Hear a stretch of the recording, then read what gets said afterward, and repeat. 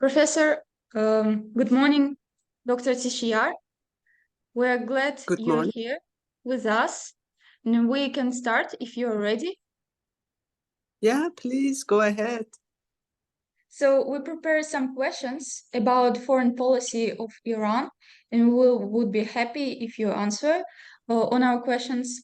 So the first question is, how was Iran's foreign policy been influenced by its negotiations and agreements, particularly the Joint Comprehensive Plan of Action and its strengths of nuclear development? Okay.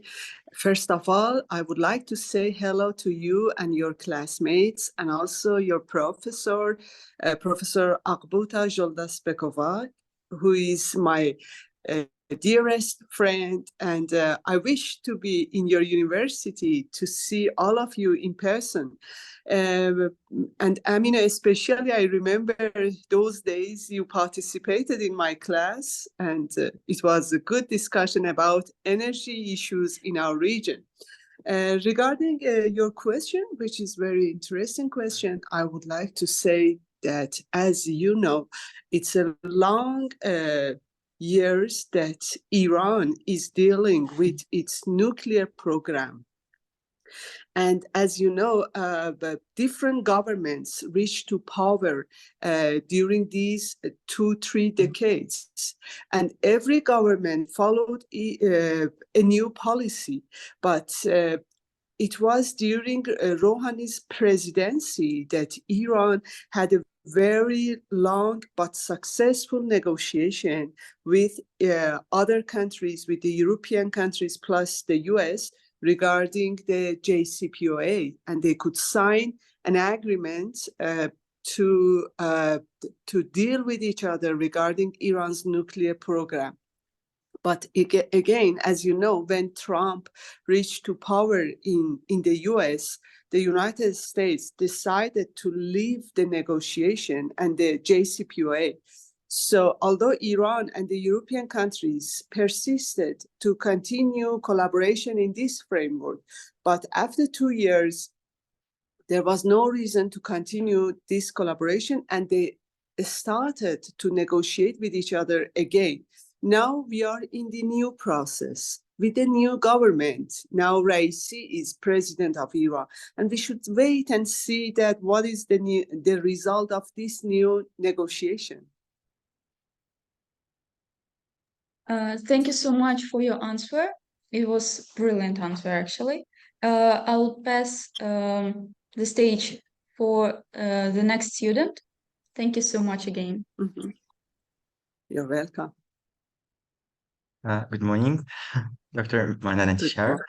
I'm Batyrzhan, and glad to see you. And let's move to the questions.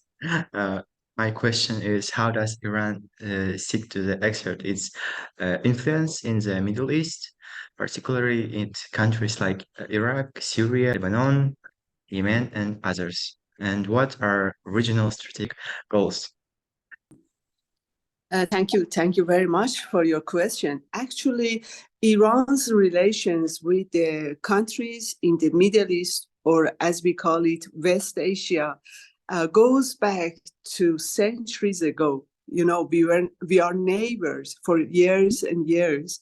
Especially in Iraq, you can see that there is a cultural and religious connection between Iran's society and Iraq's society. Although there was a long war between the two countries for 8 years, but today you can see that how much people are close to each other. Every year, millions of Iranians go for a pilgrimage, for ziyarat into Iraqi cities like Karbala, Najaf, Samara, and the others.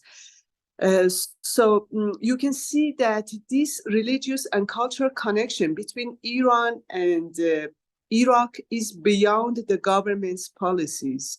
But of course, Iran's government tries to increase its relations with the Iraqi government and different groups in Iraq, like Kurdish people, Shia people, and the others.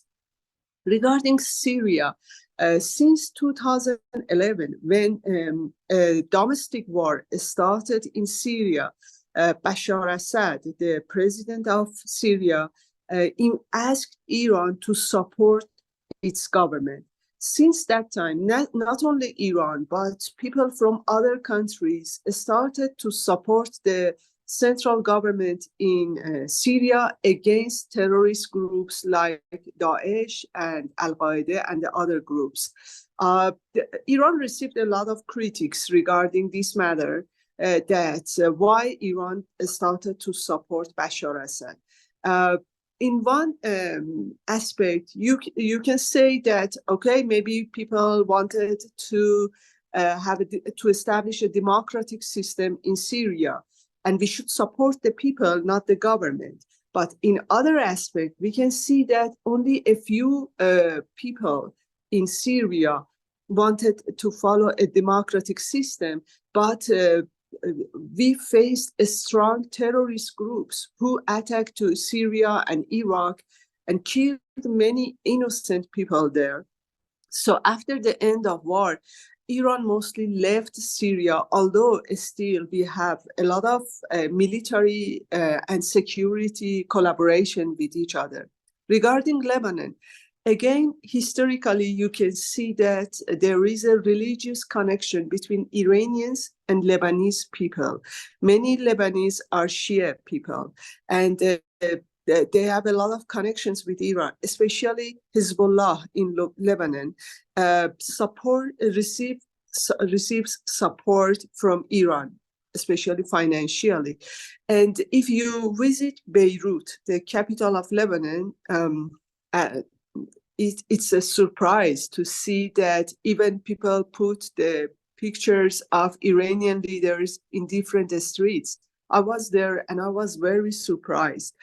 But I think that nowadays we need to develop our relations with the Lebanese people from different groups. And regarding Yemen, there is a very famous historical book in Iran that I'm sure that you know it in Kazakhstan, that is named Shahnameh. Shahnameh is written by Ferdowsi about 1,000 years ago. In this book, Ferdowsi explains that there was a historical relations between Yemeni people and Iranians. Whenever Arab people attacked to Yemen, Yemen asked Iran to support it. The story repeated today. You can see that still, as there is a group of Shia people in Yemen, they ask Iran to support them against Saudi's attack to this country. But it's a good news to see that the war in Yemen also is over, and they started to negotiate with Saudi Arabia. In general, it seems that Iran tries to develop its relations with its neighboring countries, especially in Raisi's presidency. The foreign minister announced that neighborhood policy is at the top of Iran's regional policy. Thank you for the such detailed answer. And let's move to another student. Sure. Good morning, Dr. Tishehyar. How do you do? My name is Zhakiya, and I'm the third year student of Eurasian National University. And thank you for your time. And my question related about the relationship between Iran and the USA. So, as we all know, the relationship between the USA and Iran has been complex over the years and characterized by several stages of tensions between the countries. So I'm curious to know the current relations between Iran and USA, and I also wanted to ask about how economic sanctions impacted to Iran. Thank you. Iran's relations with the US faced a lot of ups and downs in the recent decades. It's a mix of love and hate, actually. both sides want to negotiate. At the same time, both sides say that the other side is a big threat. So, but you know that even today, we are negotiating with each other directly or indirectly. But this is a real fact that US sanctions, US economic sanctions against Iran, which is totally unfair, actually didn't suffer the government too much, you know, but it was very harmful for the ordinary people. You know, the students, the professors who wanted to travel abroad, they faced a lot of problems because of these sanctions. Many patients could not find enough drugs in Iran. Nowadays, the rate of inflation is very high. Iran cannot sell its oil, and its income is less. But still, the main pressure is on the people, not on the government. On the other hand, you can see that the US started to use these economic sanctions not only against Iran, but against Russia, against China, against many different countries, Venezuela and the other countries. So gradually, the sanctioned countries are going to make a coalition to work together. And it seems that if the US wants to continue this policy in the future, you can see that many countries who are under sanctions by US try to put sanctions on the US, and the situation will be changed very fast. Yeah, thank you for your such an informative answer. And thank you for your dedicated time for us. And now it's turn of other students. Thank you. You're welcome. Okay. Hello. Hello, Mandana Hanım. My name is Diana. I have one question for you. How does Iran manage its relation with Saudi Arabia and the Gulf states, including issues related to regional conflicts and sectarian tensions? Mhm. You know, Iran and Saudi Arabia are the two important countries in the Persian Gulf region. Just imagine if they could collaborate with each other, based on friendship and peace, then they can develop all the region together. Iran and Saudi Arabia also are two important countries in the Islamic world, and many countries have good relations with them. If they could make a coalition in the Islamic world, again, they increase the power of all Islamic countries. It's good to see that in recent months, China tried to mediate between the two countries, and after 7 years, Iran and Saudi Arabia opened their embassies in Tehran and Riyadh, and they are negotiating to find new ways for collaboration. The recent events in the region, especially in Palestine, is a good opportunity to shape a regional collaboration between the countries in the region, especially as you see many countries started to support people in Gaza. Iran's foreign minister traveled to Turkey, to Qatar, started to negotiate with his counterparts in different countries in the region to make a coalition and ask for peace and stability for people who live in Palestine. Thank you for the answer. It was interesting. And another person will ask you a question. Thank you very much, Diana. Hello, dear professor. My name is Batyrzhan. I have two questions for you. First one is, how does Iran navigate international sanctions and promote its economic interests abroad, and also including trade relationship with countries like China and Russia? Actually, it's very difficult to deal with these sanctions, but you know that this is a long time that they put sanctions on our country. It's more than 2 decades.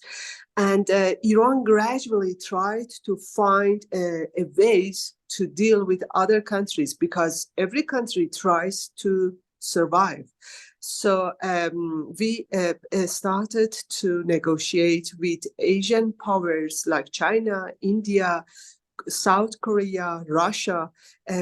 Especially, we try to develop our relations with Central Asian countries like Kazakhstan, Uzbekistan.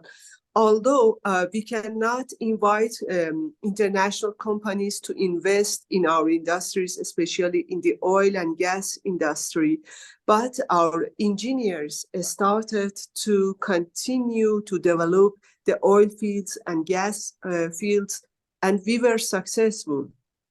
I'm sure that if it was not sanctions, Iran's economic position could be very higher. But now, at least we could control the situation. But I have to say that people suffered a lot. You know, in these years, many people decided to migrate because of the economic problems in the society, which is really unfair. You know, ordinary people suffered a lot and they don't know why, what is their blame in between, and why the other countries decided to force people to live in such a difficult situation. I hope that people who talk about human rights in the West decide to remove these sanctions against our people. Yeah, this was a good answer. And I have the second question. It's what is Iran's role and strategy in cyber warfare and cybersecurity on the international stage? You know, Iran, as other countries, tries to collaborate with different countries in different parts of the world. Recently, Iran joined Shanghai Cooperation Organization, which is a very strong regional organization.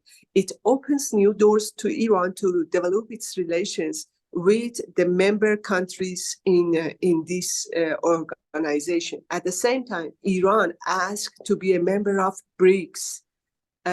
So again, BRICS is a very important new organization, international organization. Iran tries to define its relations with different countries in Asia, Africa, Latin America. At the same time, Iran has good relations with different European countries, you know. So Iran doesn't want to be isolated in international relations. So it tries to find ways to continue its collaboration with different countries. Thank you for your answer. Now we can move to another student. Hello, Mandana Hanım. My name is Temirbekov. Nice to meet you. I would like to ask from you, how does Iran perceive Kazakhstan's role in promoting stability and security in the Central Asian region? And how does this perception influence Iran's foreign policy in the broader context of international relations? Okay, thank you. Thank you very much for your good question. Actually, Kazakhstan is our dear friend in Iran. Between the countries who became independent after the collapse of the Soviet Union, Iran has the best relations with Kazakhstan. Even in Iran, many students are working on the issues related to Kazakhstan. Professor Tabataba'i is the advisor or supervisor of some of these theses written by Iranian students, and she can tell you that how much they are serious to understand politics and international relations of Kazakhstan, and they work on different subjects related to Kazakhstan, like political parties, the political structure of Kazakhstan, Kazakhstan's foreign policy. So studying about Kazakhstan is an important part of Iran's academic life and also Iran's foreign policy. It was in 5 years ago, I think, that Professor Sidikov, the rector of your university and Professor Zhakiya traveled to Iran and opened the first center for Iran-Kazakhstan studies in Allameh Tabataba'i University. It shows that how much studying about Kazakhstan is important for Iranians. Yesterday, one of my students wrote a very interesting short note about Kazakhstan's multi-vector foreign policy. And she's going to publish it in one of the famous Iranian newspapers. I will ask her to translate it into English and send it to you. Maybe you could translate it into Kazakh language and publish it. So I think that in the near future, we will see that how the two countries could develop their relations, especially I think regarding the economic collaboration, although we are neighbors via the Caspian Sea, till now we could not use this opportunity appropriately. So maybe in the near future, we could find solutions to communicate directly. Yes, I agree with you. It's a big pleasure to hear it, and thank you for the explanation. So we go on. We have student Kuanesh, who also prepared a question for you. Hello, dear professor. My name is Kuanesh, and I also want to ask you a question about Iran's relation with Kazakhstan, and what is Iran's perspective on its economic and trade relations with Kazakhstan, and how does it view Kazakhstan as a partner for economic cooperation on the international stage?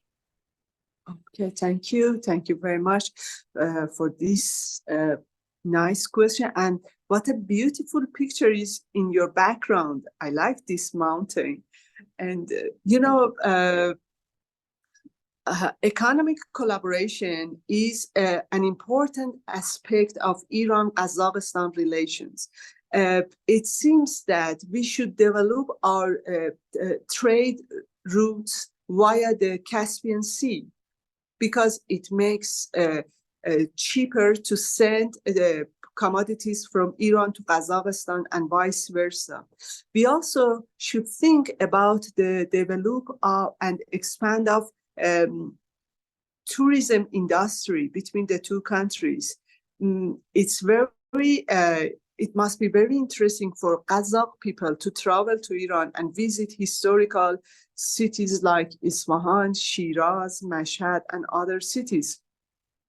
Also, it could be a very interesting journey for Iranians to travel and visit different cities in Kazakhstan like Astana, Almaty, Shymkent, and other cities.